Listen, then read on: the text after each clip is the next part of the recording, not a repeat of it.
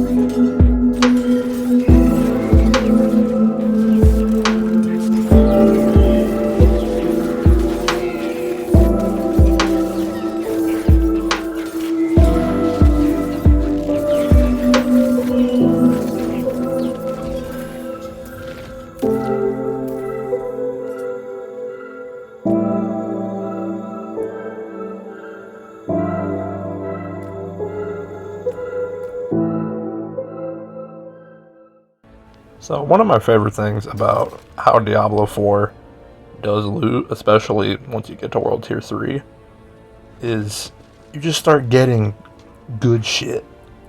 Like, really good shit. Like, even if it's not good for what you have currently, like what you're rocking in terms of skills or Paragon board if you're doing all that yet, it's just good. And you can save it, you can upgrade it, you can see how good it could be. You could give it to another character for all you care. Like, I'm not your dad, I can't tell you what to do. But it's just crazy. And one of the craziest things that I recently found, you'll see this clip right here, is the infiltrator aspect on a dagger. And I didn't know this existed, and then I got it, and it's just bonkers. It's bonkers. And I know it isn't like literally bonkers, like meta breaking, like, oh my god, don't tell Blizzard. But just the fact that you can drop five of these bitches and just pop them out of stealth and just poison everything around you, which poison in this game specifically is my favorite it's been in any action RPG. That might just be biased because I love Diablo as much as I do, but poison is just dope in this game.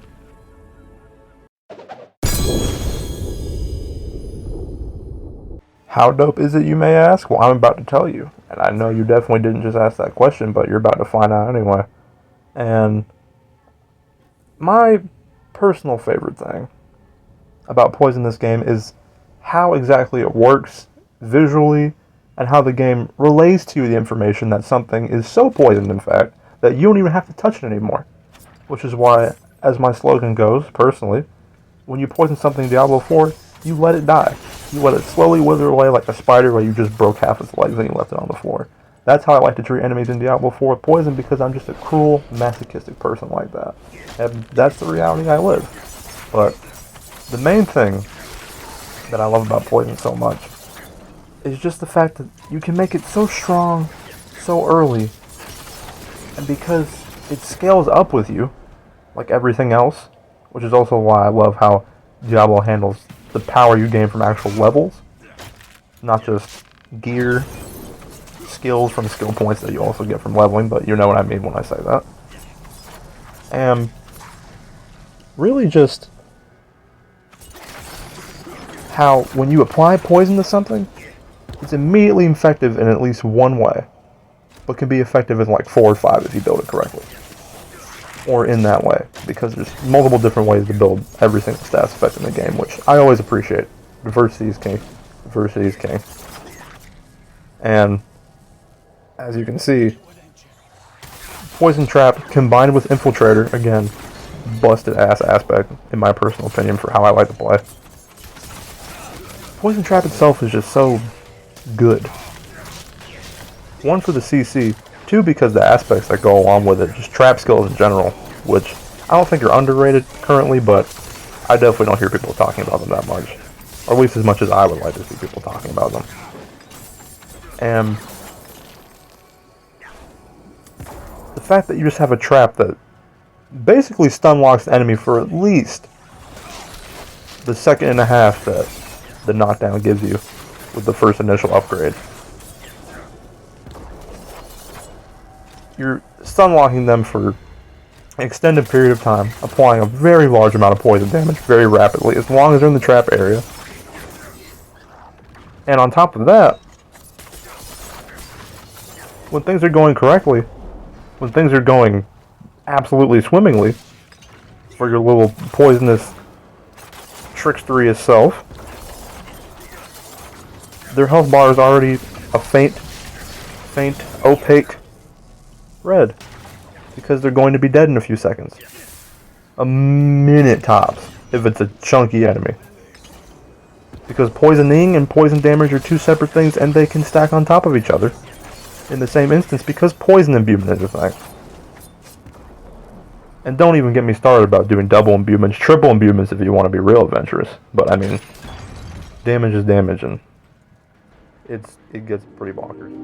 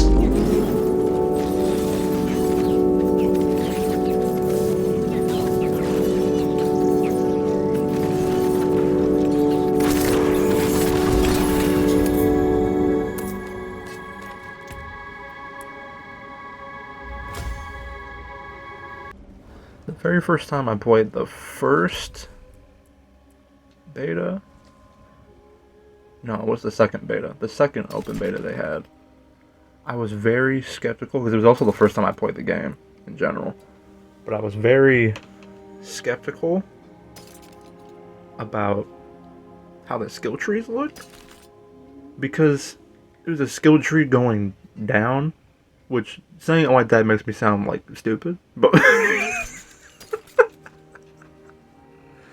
makes me sound like I don't like change. But it was different because it also had the little branching path. It was like a skill root.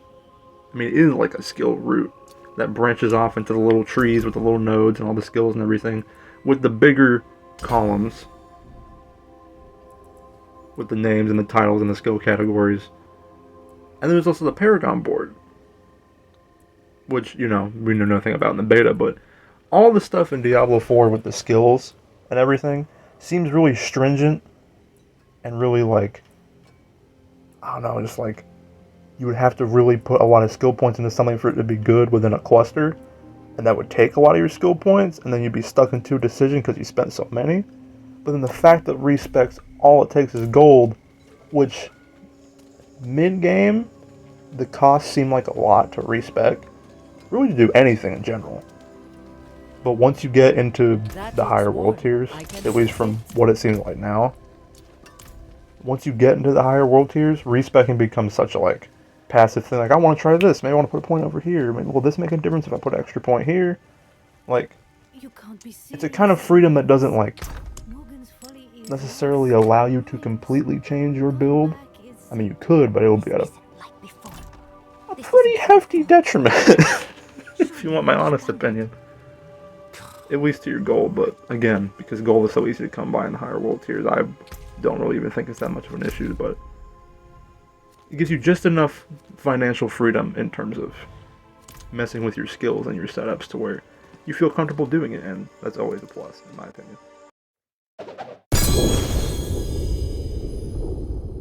If it isn't almost entirely obvious by now, I main a rogue, and I have to say that over the course of my journey so far in Diablo 4, it's become increasingly apparent that someone at Blizzard really, really thought that rogues had it bad for a while, because not only is this, again, probably a large amount of bias, especially coming from the Demon Hunter in Diablo 3, one of my favorite classes in any action RPG ever, the rogue is just like, specifically coming from that point itself, the rogue is like the melee fantasy of the Shadow Demon Hunter build into a full class, if you so choose it, or you can do a hybrid, which actually ties into the fact that in this clip, I just realized that I had switched over from Invigorating Strike to Puncture, which is